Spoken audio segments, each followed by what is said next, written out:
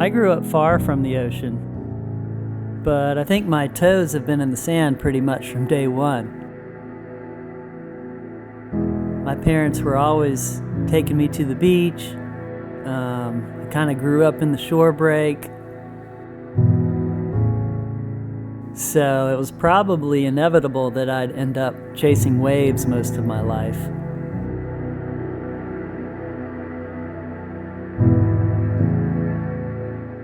I think every lifelong surfer can remember the moment that they got hooked.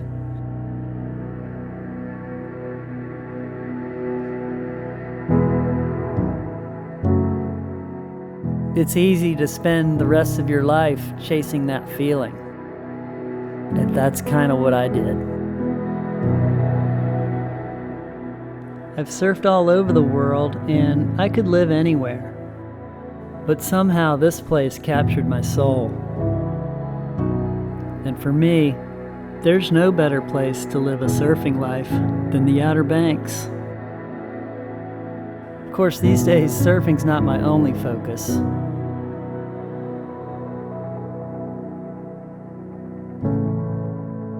Now there's a whole new dimension. And she's changed everything. And all I want to do is soak up every moment with her.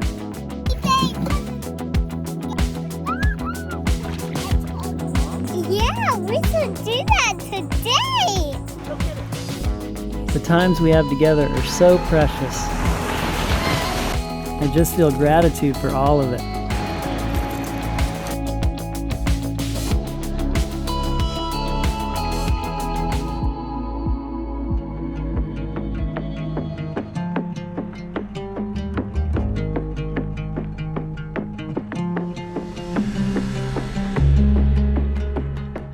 It all goes by so fast. But I feel so lucky that we've gotten to do it all here in this amazing place.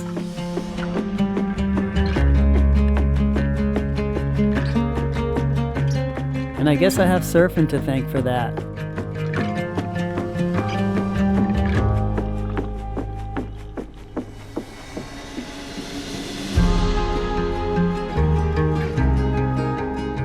Sometimes I wonder which moments she'll remember and which ones will become a part of her story.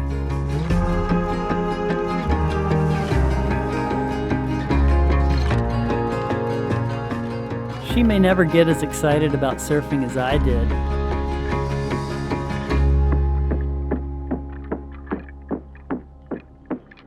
But I'm pretty sure the Outer Banks will be a part of her forever.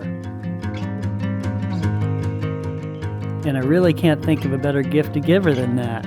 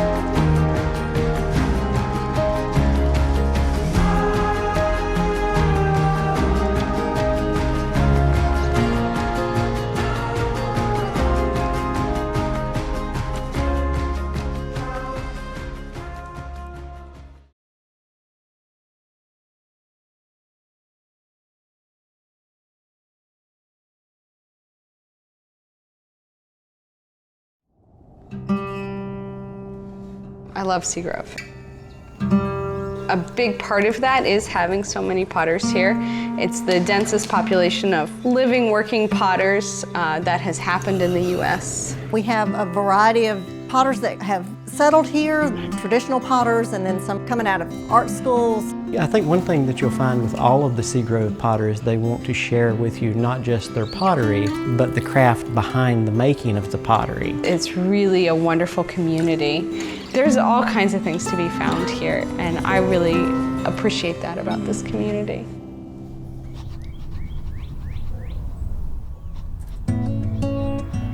So I'm Callan Ambrose, I'm 14.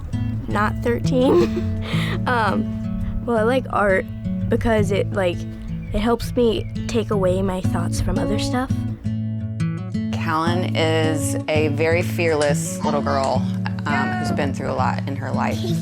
She's always been creative, and when she has maybe a busy mind, it soothes her.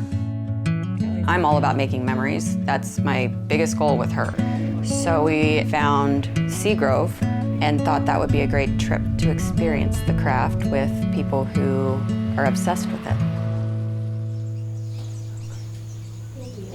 I was always excited to come here.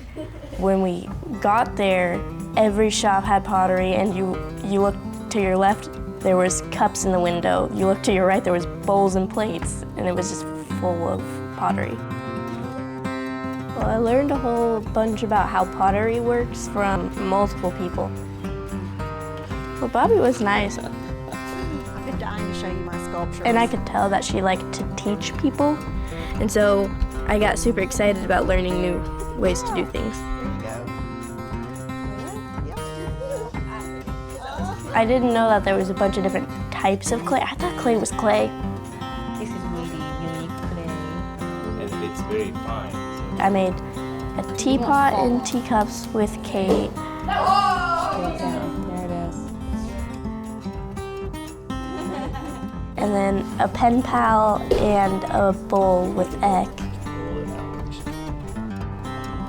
And they all taught me a bunch about pottery and the soil and clay that comes from Seagrove. This is my first time here. Ever at the hospital? At this. In the playroom? I'm here for my eyes. Your eyes? And my pictures. Pictures of your brain. I think what Callan has struggled with the most is that people don't understand she cannot see even with glasses. No, go ahead, open it. So she was about 5 years old. She was diagnosed with central nervous system vasculitis. I can't see anything, so I have The blood vessels pushed against her retina, damaging her retina, which is irreversible. so pretty. And so she's been on chemo for over a decade. It led to me having uveitis, which then I take medicine, and then I got arthritis and osteoporosis from that medicine. When I took chemo, I would do a lot of art to pass the time. Well, this is kind of a neat technique then, because you are going to be close to it. There is the feel of it. That's something that I really like about clay, is that it is a tactile medium. We trust our fingers in the hand. Our hands can make so many beautiful things. So that's a lot of things to be handling all at once. Yeah. Is art part of your way of handling it? Yeah. I mean, Callan will remember this forever. That is what's most important to me, is that she has experiences that are gonna change the way she sees life.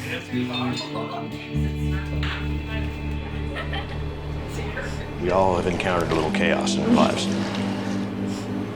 We don't need much for this.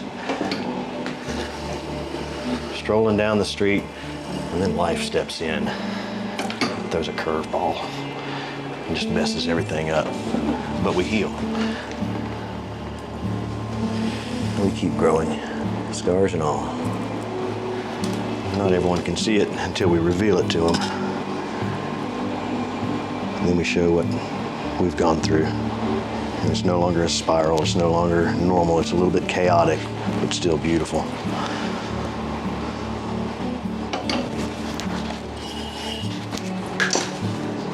And the inside of that guy has some cool stuff happening in there too. So that'll make a wonderful little drinking glass for later.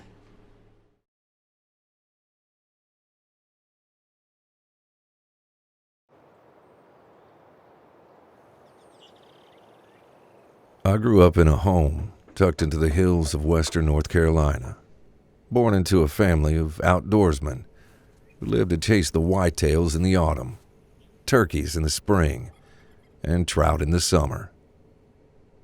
On the wall of our family home was a photo taken in the 1920s.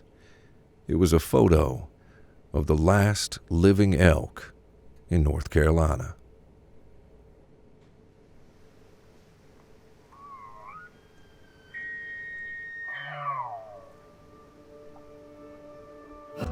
When I was a boy, I took a trip with my father.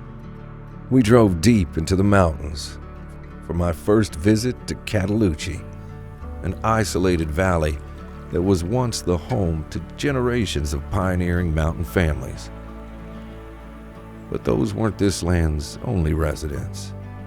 200 years ago, this valley was home to the North American elk.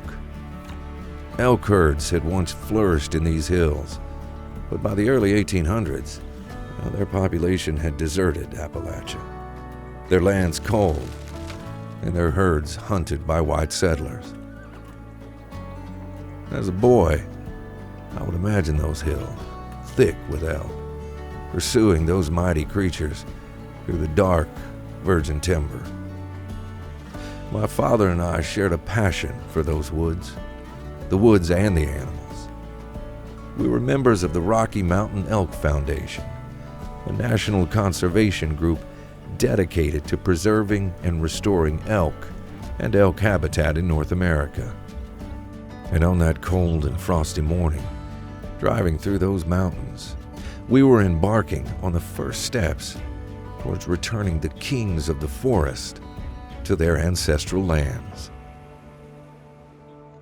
Arriving at Cataloochee, we were greeted by a motley crew of volunteers, all gathered to help bring the elk back home. A wildlife study conducted by the Rocky Mountain Elk Foundation had cleared North Carolina to play host once again to a herd of elk, but reintroducing the animals wasn't as simple as releasing them back into the mountains. Our first step was to build temporary holding pens that could help the animals acclimate to their new environment. It was cold and back-breaking work, but we pulled together to carry lumber and pound nails, to swap stories and share meals. At the end of that long, cold day, we had accomplished the incredible. We had constructed a massive wooden holding pen, ready to rehome and reacclimate their intended four-legged occupants. Just a few short months later, my father and I returned to Cataloochee Valley, flanked by hundreds of spectators waiting eagerly for 25 young elk from Kentucky to be reintroduced to the mountains. I remember the thunderous cries of the crowd, of the pounding hooves, when after nearly 200 years of absence, the elk of western North Carolina were finally welcomed home. Now, that small group of 25 nervous and shy elk have grown into a proud and mighty herd. They roam wild and free throughout the Great Smoky Mountains, just like their ancestors did over 2 centuries ago.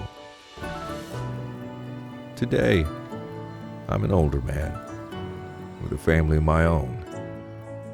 And like the elk, I return each spring and fall to the valley to view these magnificent animals. As for the photo, it no longer hangs solitary in my parents' home. It too has been relocated, handed down to me and my family. Now that photo hangs surrounded by other photographs of a thriving elk herd that once again calls the mountains of North Carolina home.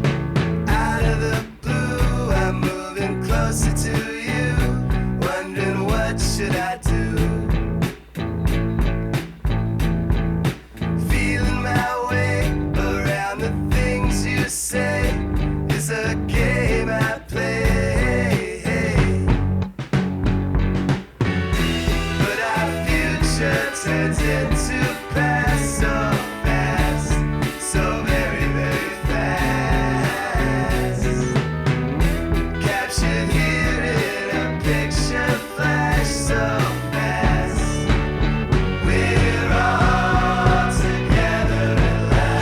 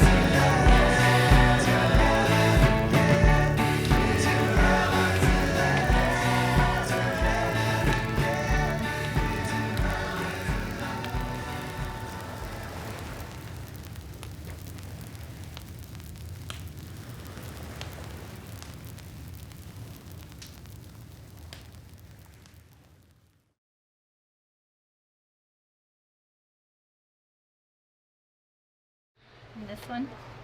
It's interesting because I think he might be filming the little waves. Shut up. That's amazing. I think this might be the shot of him filming those waves. Well, Aurelie sent a text message that had like a magically surreal element, and so my answer played off of it. Little waves rushing up on the shore.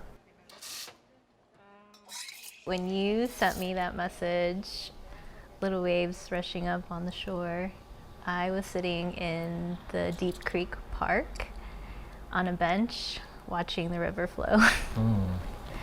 Where you were when you got the text is the place where we were when I asked you to marry me. Yep. I don't know why I never told you that. It didn't seem relevant at the time until now, knowing how much that text message is going to unfold into our business.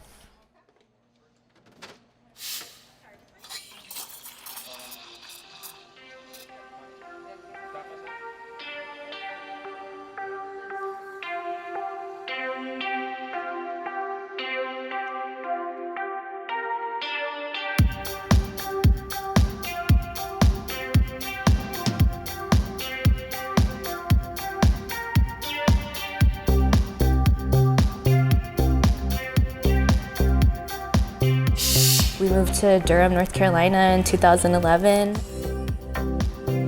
White coffee was our first iteration. It really got us to be embedded in the community. We have 3 shops now. Called Cocoa Cinnamon. And a coffee roastery called Little Waves Coffee Roasters. And somehow managed to win Micro Roaster of the Year. Cocoa Cinnamon is a name of a coffee business. It may seem like it's not the normal name, but I think it's the opposite. When you make coffee from hundreds and hundreds of years ago, people put spices in there. And so Cocoa Cinnamon is an homage, actually this beautiful touching back. I'll say one, you say one. Maca powder. Cloves. Cinnamon. Nutmeg. Rose petals. Black lava salt.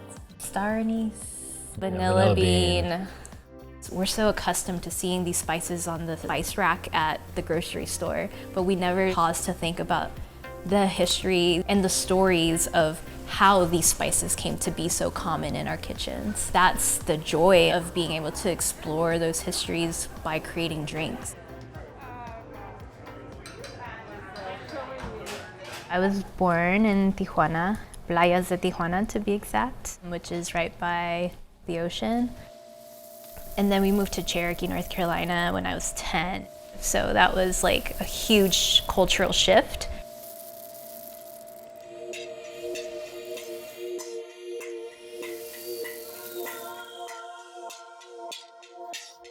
So I started roasting in 2017.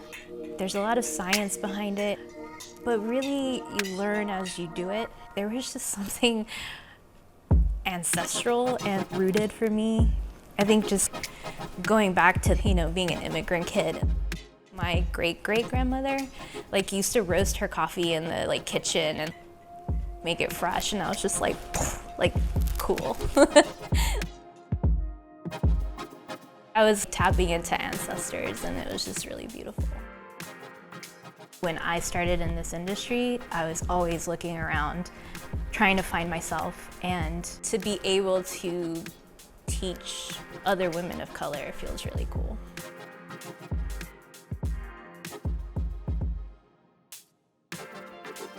Our roastery production team is very unique in that we are predominantly women of color led and run. That is very uncommon in our industry, and there's so much beautiful potential and opportunity. I think our business would be different in another place. I honestly don't know that this would have worked that same way in another city. It's definitely some kind of Durham particular thing. For me right now, what I'm feeling is just the future of our roastery and the beautiful opportunities that will arise from it, and continue to just hone in how to be our best selves.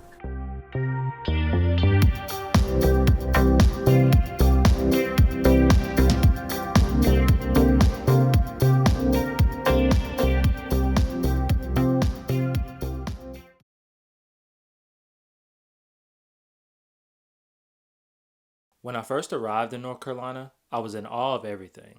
The roar of the city, commuting through the suburbs like it was 1999 again, to experiencing my first craft beer.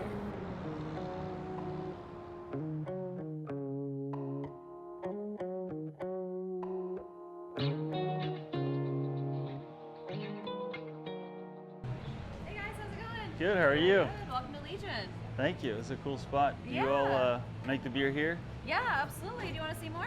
Yeah, we'd love that. Legion's been in Plaza Midwood since 2015. This building is actually really cool, super historic. It's actually Broth's music factory before this, which was Really? a sheet music factory. So we try to pay homage. The big ones that we do are Juicy J, Pilsner, Flicker Days, and Sparkle Party. Juicy J is a hazy IPA. Sparkle Party is a Berliner Weiss sour. You cool it down, crash the beer. When it gets cold, you carb it, and then you can drink it.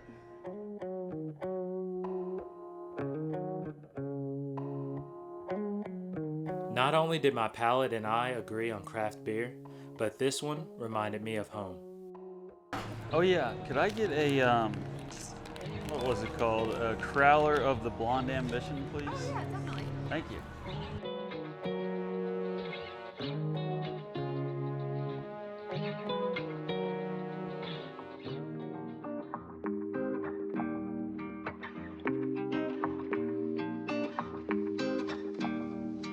I wasn't sure what to expect from my first meal in Charlotte. I only knew I had to have one of these sandwiches for myself. Welcome to the Culture Shop. We're a neighborhood-driven market offering gourmet cheeses and meats, local provisions, craft beers, and wine. We have a wonderful cheese and charcuterie menu, as well as sandwiches and soups.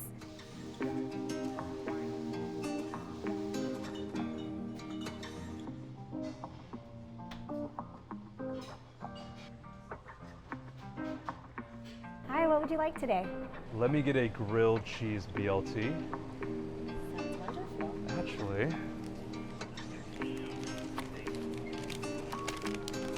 and an Uncle Sammy to go.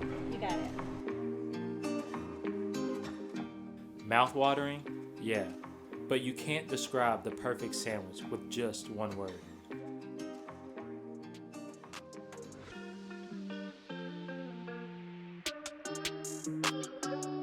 Charlotte seemed to have this aesthetic that it was hand-painted by every local artist. And that was something I had to be a piece of. Hey, how's it going? Hey man, how are What's you? up, man? Is there a story behind the dog? Yeah, so the dog, that's Frank with an A, F-R-A-N-K. That's my guy, that's my dog. We started about 4 years ago, just selling I was doing some art on the side. A bunch of my friends are saying you should sell stuff. So I started selling, started doing pop-ups. How do you choose the artists that are in your prints? Yeah, so it's kind of random. I mean, it's, you're listening to music and all of a sudden you draw Stevie Nicks or you watch The Office, so you got Prison Mike going. There you go. All right, man. So can I get a hat, and then I have to get one of the J. Cole paintings as well. Sure, man. Yeah. That one. There you go, man. Appreciate it.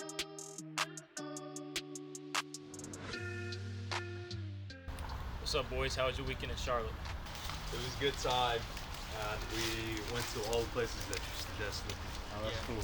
Got you a few tokens of our appreciation along the way. Oh, You yeah. got your blonde ambition. Nice. Hey, an amazing sandwich from the Culture Shop.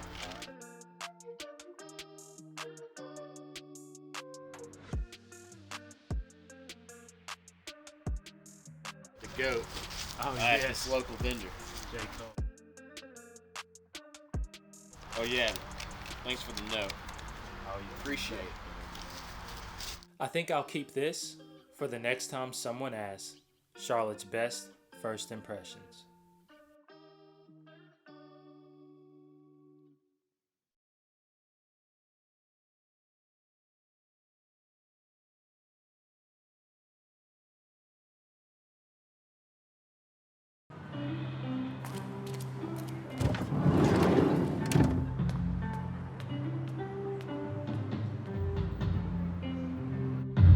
Can I get a tiny bit more of my own vocal?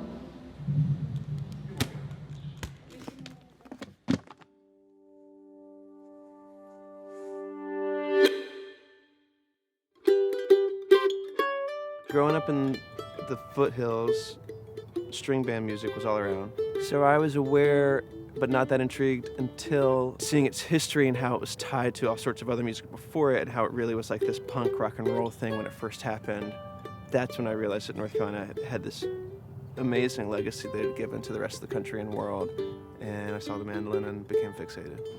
And it kind of all started by chance here on the pier.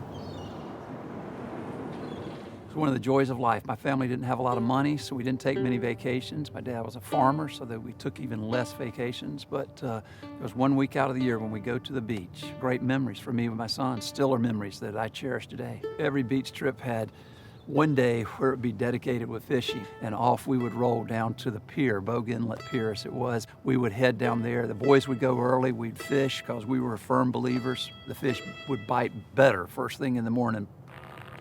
There was a day when we were fishing when I don't recall if we had many fish. Dad's notorious in the family for being the worst fisher person. It wasn't a banner day for fishing. At the end of the day, things are slow, it's hot, it's kind of still, the wind's died down. Talking with Dad about this idea of the mandolin, which I thought could be really cool. And Dad was asking a lot of questions around why and how I knew about it and what I'd do with it and if I'd be committed. Kids have a lot of wishes and desires and things they talk about as they grow up, and I think one of the challenges, at least for us as a parent, was to sort out which one was real and which one was just the conversation of the moment. We kind of hit that point where the fishing was kind of dead. And so at that point in there, I said, okay, boys, it's time to go. And Jacob made the comment, no, we need to fish just for another minute. Let us throw it again. Somehow in the banter between Jacob and myself at that point, the comment was, Dad, if you catch a fish on this last throw-in, can I have a mandolin? And I said, well, you can have a mandolin if I catch 2 fish. I don't think he'd caught 1 fish yet. Dad threw it out not too far. We thought there was a little bite, and he started reeling. And shocking to no one more than me, 2 fish came in.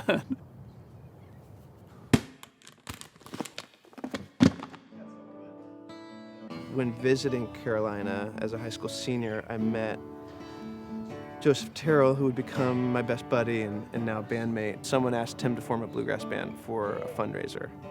And we did, and we practiced all week along with Wood Robinson on bass. Just after that, we folded in Libby on fiddle. And that was 9 years ago, and about 6 albums ago. And we're a much different band now, but we're still called Mipso.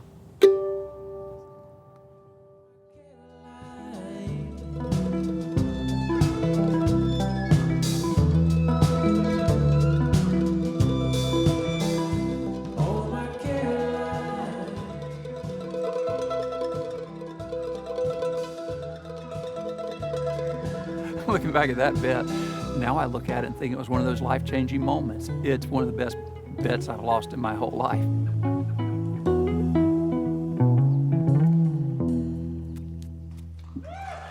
And we've played about 1,150 shows in every state but one, and about 18 countries. Ton separate from that too, and I think since the time I was 13 or 14, only on maybe 3 or 4 of those trips ever have I not had a mandolin in my hand. It's my most familiar companion.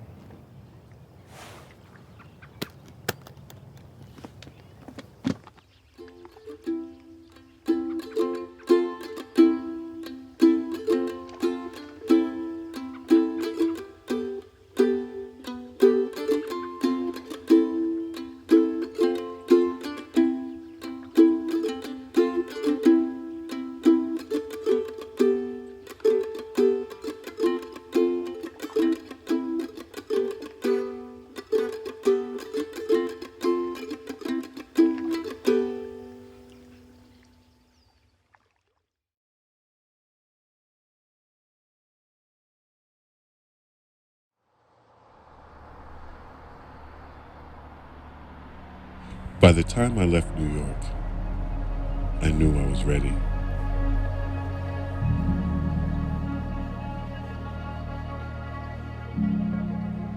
My daughter was 10 hours away.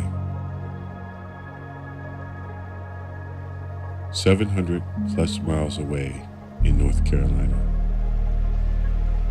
In New York was full of people and noise and traffic. And after 27 years, it was too much.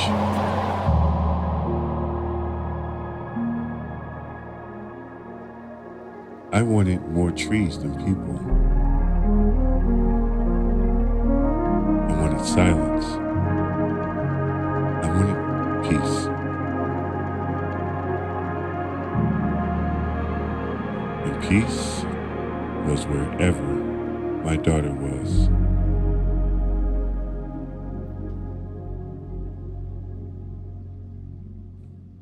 So many of my firsts in North Carolina are due to my daughter.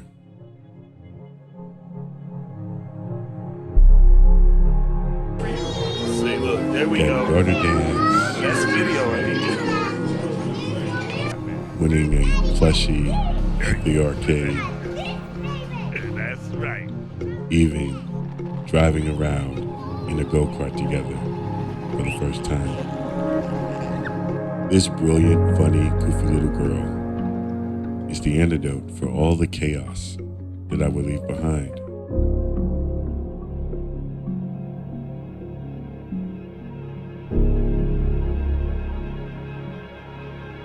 In North Carolina, time slowed and I was alive again. So being here was as much for my peace as it was to be a father to such a precocious, intelligent young girl. Today was the day that I decided that I was going to get lost under a canopy of trees with my daughter. I've always imagined myself walking deep into woods that I know intimately, familiar with every tree, every rock, every branch and blade of grass. Sharing these sacred moments with my daughter allowed me to witness something beautiful. The mountain, through her eyes. How these experiences connected with her, and how her eyes would process and see every detail of every moment for the first time. These moments landing somewhere in her brain, lodging themselves in corners and places where they're forgotten, but always there, waiting to be found again. One of the jobs as a father is to make sure that my daughter has a collection of beautiful memories. And yet, for all the memories that she and I have created, I didn't imagine that the woods and the mountains of North Carolina would be the backdrop to some of our stories.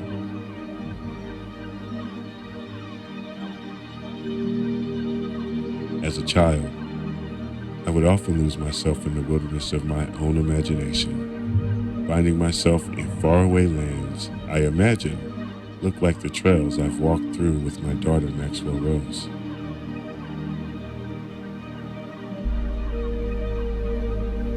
In these moments with her, I'm brought back to my own childhood. Places like this were my escape, my impossible quest. As a father, I want her to believe all things are possible. When you go places others are unwilling to go, you'll see things that are impossible for them to see. And just because it hasn't been done yet, doesn't mean you can't be the first. I pray in her quiet moments she remembers these adventures, and that she looks at me as her wizard, guiding her through the forests of undiscovered and unseen lands with untold wonders, and creates more firsts of her very own long after I'm gone.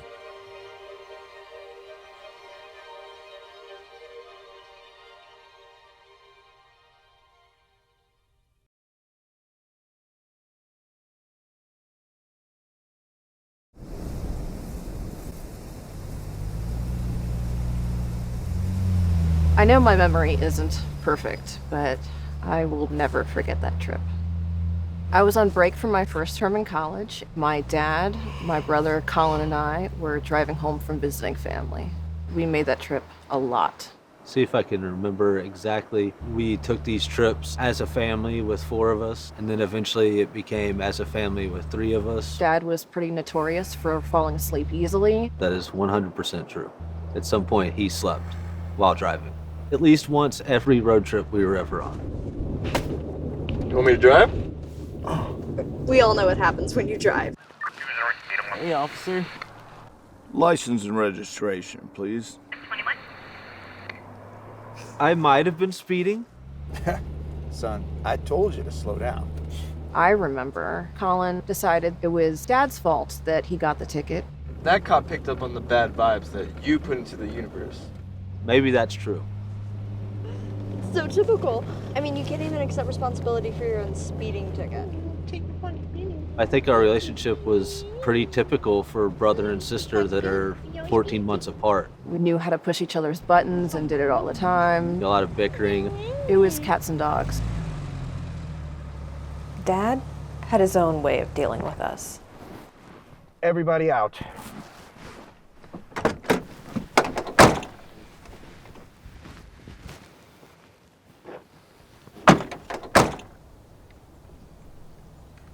What? Look.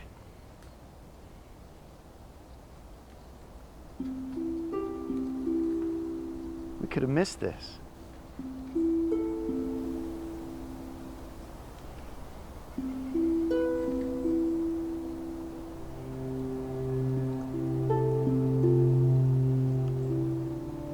You're welcome.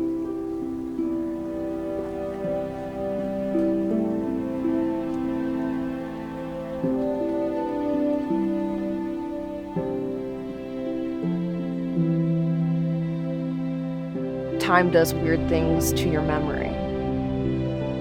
and kind of blend things. Looking back, it becomes a story you tell yourself. It's what the heart remembers.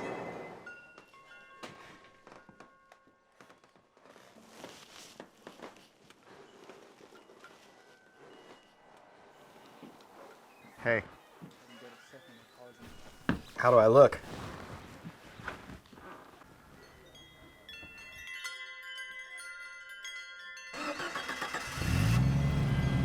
There was always an obligation or a place to be, but Dad always found a reason to take a left turn. I thought we were going home. You'll like this. They were off the beaten path trips. Some people follow a path. Dad would make the path. That's who he was. It's who I learned from.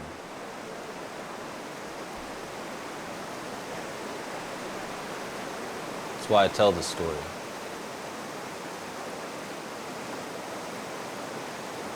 It turned out to be the last time we made that drive home together. The next year, Dad died unexpectedly.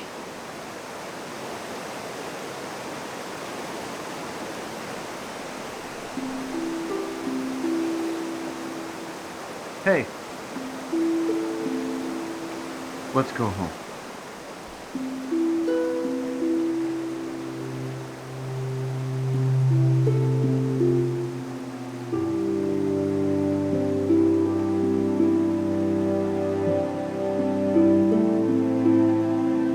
I know now it was the first time those memories became precious. A story to carry with us, to retell ourselves. I know why I remember this trip. We tell this story now, and my dad's telling this story now. It's important to tell these stories. It's the only way it's going to last.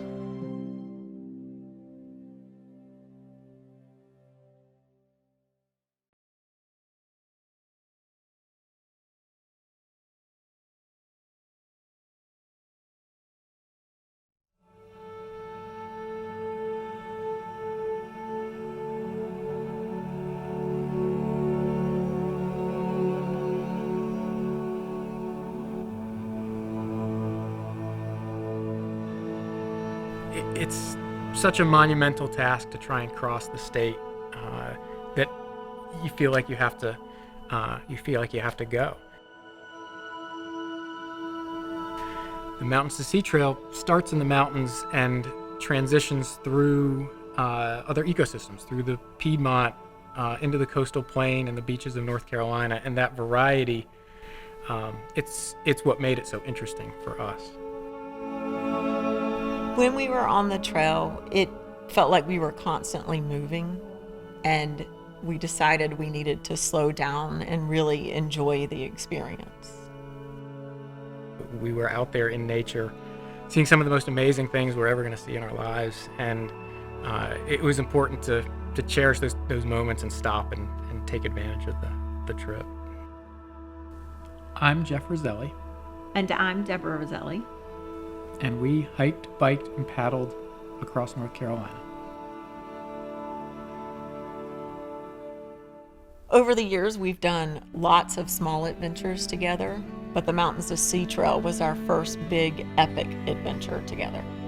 My trail name, Sketchy Guy, is one that I earned from our daily activity of trying to find the best thing we would see that day and do a travel sketch, a hand sketch of what we saw. My trail name is Latte because I literally have a latte every single day, no matter where I am, even the trail. What we liked about doing the Mountains to Sea Trail is that we were able to do it with a variety of approaches. We could backpack it, we could day hike it, we could paddle it, we could bike it, and that appealed to us because those are all things that we enjoy naturally anyway. What I like best about hiking is you see every detail. It's such a slow experience. You pick up on everything, all the little salamanders, the falling leaves. What I enjoy about biking and paddling is you get free miles. That you can float and eat a lunch as you go down the river, but sometimes things go by more quickly, and you don't catch every detail. Hiking the trail makes me feel part of nature. It gives me more purpose. Hiking makes me feel in control of my destiny, at least for that day, for that hike, for that adventure. Sometimes during low moments on the trail, I would hear music, and I would discover that it was coming from Jeff because he had made a soundtrack for our trip, and it would immediately make me happy again. One of the best parts about the trail is that it goes through many small towns. These small towns make you feel part of their community. We often encourage people that are thinking about doing the Mountains to Sea Trail to do it in sections. So it's set up in 18 segments. You can do it segment by segment. You can do it as a day hike. You could do it as a long weekend. You don't have to do it all at once. It crosses the entire state. You're never very far from it. So there's always an opportunity to get out there with whatever time you have available and experience it. Even to this day, there are things that remind me of places and situations that happened on the trail, and I am immediately taken back in time. I'm there. We'll never forget our time on the Mountains to Sea Trail. It's become part of who we are. There are moments on the trail that you want to last forever, but you move on to the next one and the next one, and they all string together to form an almost 1,200-mile path across North Carolina.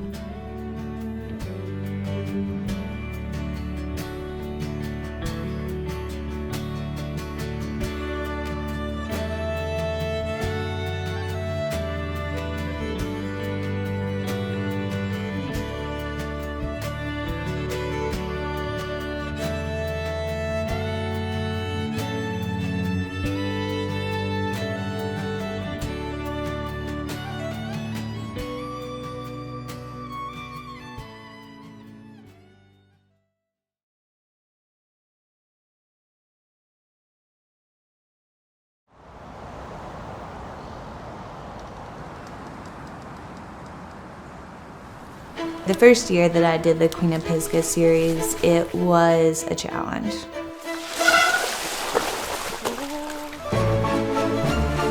So the King of Pisgah, Queen of Pisgah series is a series of races in Pisgah Forest, and it's trying to break you.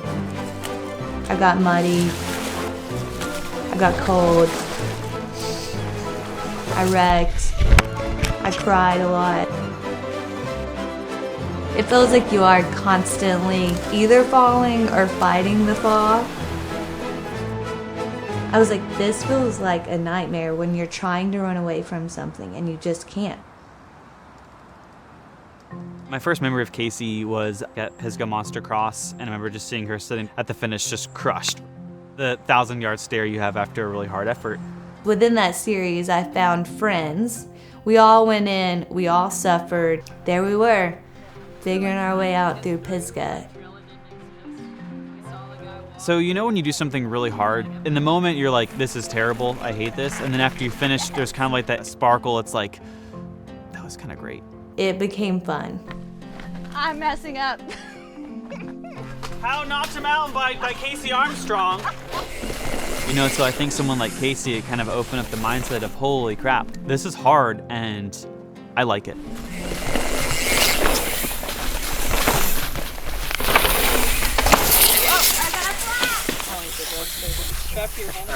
I think Casey's propensity to suffer maybe comes from the tragedies in her life.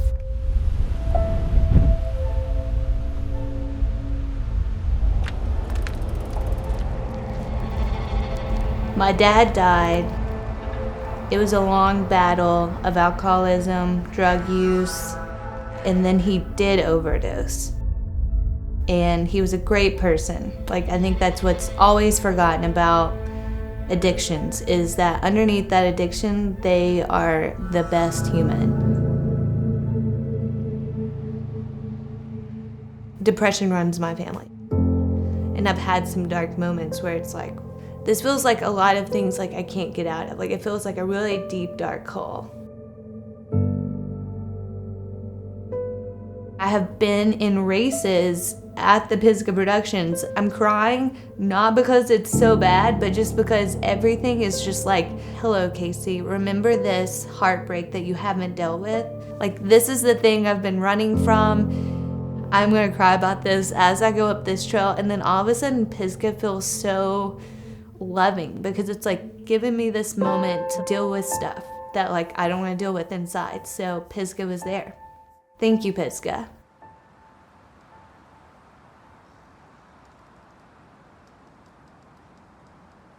I don't think that she's running from something. Maybe at one point she was, but she shifted that into the most healthy of ways. I do think that emotional perseverance translates to being able to ride in Pisgah and enjoying it. What I feel happens in Pisgah is like you have to give in. Like if you're so focused on the finish line, you miss all of this.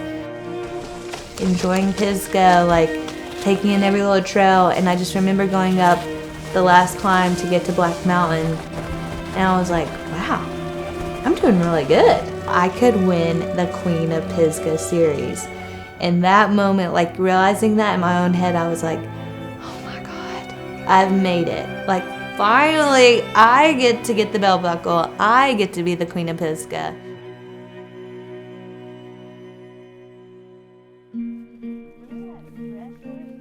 It took a few times to win it. And then you get to the finish and all of a sudden the finish seems so tiny compared to the memory of like the whole race. Riding in Pisgah with my friends, all of those challenges. Now when you get around the fire, you have some really good stories. She seems fearless in a way because she knows herself well enough to know that if something bad does happen, that she can handle it. That's what made me a good biker. It's grown me into this person that I never thought was even possible.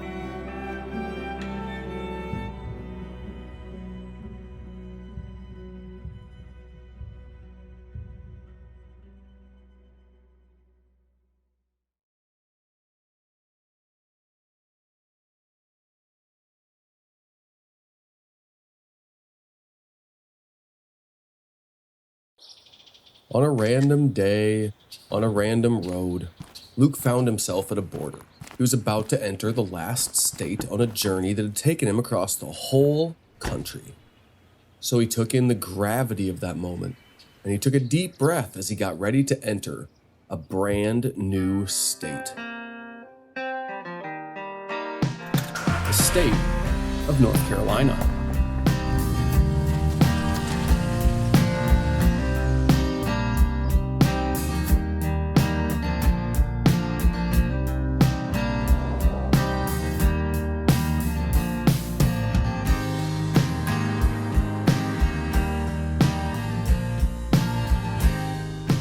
Luke had, like most people, ripped through his 20s without thinking much about long-term effects of seemingly minor decisions at the time. A failed marriage here, an unsatisfying career path there, and so he took a break from it all and went searching as one does. And after seeing state after state in this country, he hadn't yet seen a place like this. A place with quirky decorations, hidden deep within beautiful blue mountains. And a place with confidence to it that you just had to admire. Because he kept looking, he kept finding. And he'd find himself enthralled by these hidden wonders that this state had tucked away for the searchers to find. Seeing these treasures meant something to Luke, because the people here showed so much love for this land that they found ways to add themselves to it. After the excitement from all of that fun exploration, Luke's mind was elsewhere, and he didn't realize he had left his headlights on as he went to rest for the night. No worries though, it wouldn't take long to get the jump start he needed, as he'd see that North Carolina had a hospitality to it that made you feel seen and noticed. So he'd keep noticing what was there for him to see. He'd find more hidden wonders all over. It was amazing how the people of North Carolina actually would open up their front yards to anyone who wanted to see their gifts to the world. He admired the vulnerability of that. And he admired how the state could change. It channeled things like its race car history and used that to make places of tranquility and peace. In the same spot that people once cheered on drivers from this place, Luke would sit back and reflect on the drive that got him here. And when he made it to his last stop of his journey to see an old friend in the Triangle, he'd see that this place had helped her grow and find herself. And that this place, with so much invested in education, was a place where anybody could grow. So it hit him that maybe it wasn't too late, and that this could be the place to both heal and to keep growing into his best self. But impulsive he was not. The thought may have been right, but Luke needed to get comfortable with it. So he drove off to the beach to sit at a new border and take it all in. It was there that he knew he could start again, and he could do it in North Carolina.